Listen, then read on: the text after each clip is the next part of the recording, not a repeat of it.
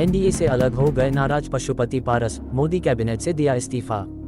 बिहार में सीट बंटवारे को लेकर नाराज चल रहे केंद्रीय मंत्री और लोक जनशक्ति पार्टी प्रमुख पशुपति कुमार पारस ने एनडीए से अलग हो गए हैं। इसके साथ ही केंद्रीय मंत्री पद से भी इस्तीफा भी दे दिया।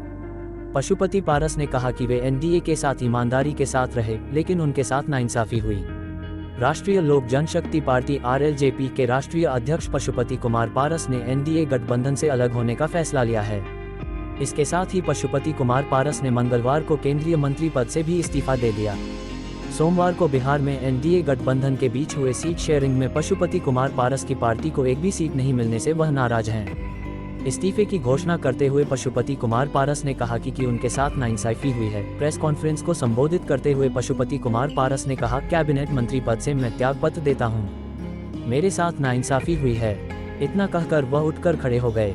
पत्रकारों ने जब सवाल पूछा तो खड़े खड़े उन्होंने कहा कि जितना बोलना था कह दिया।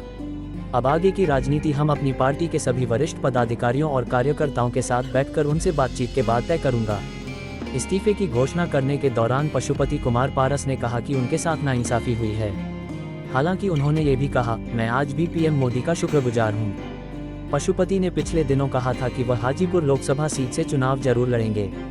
हालांकि पशुपति पारस ने ये साफ नहीं किया कि वह इंडिया गठबंधन में जाएंगे या नहीं। बता दें कि पशुपति पारस की पार्टी के प्रवक्ता श्रवण अग्रवाल ने कहा कि 1-2 दिनों में पार्टी के सारे जिलाध्यक्षों और पदाधिकारियों और दलित सेना की बैठक होगी, उसके बाद आगे का फैसला लिया जाएगा।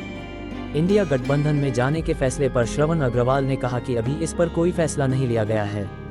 जब बैठक होगी उसी में तय होगा कि अकेले लड़ना है या किसी गठबंधन की तरफ से लड़ना है। उन्होंने कहा कि संसदीय बोर्ड की बैठक में तय होगा कि पार्टी कितने सीटों पर लड़ेगी। हमारे प्रदेश अध्यक्ष प्रिंस राज चंदन सिंह तो चुनाव में उतरेंगे ही। पशुपति पारस के पास अकेले चुनाव लड़ने का ऑफर था, लेकिन उन्होंने साफ कहा था कि वह सहयोगियों को छोड़कर चुनाव में अकेले नहीं जाएंगे।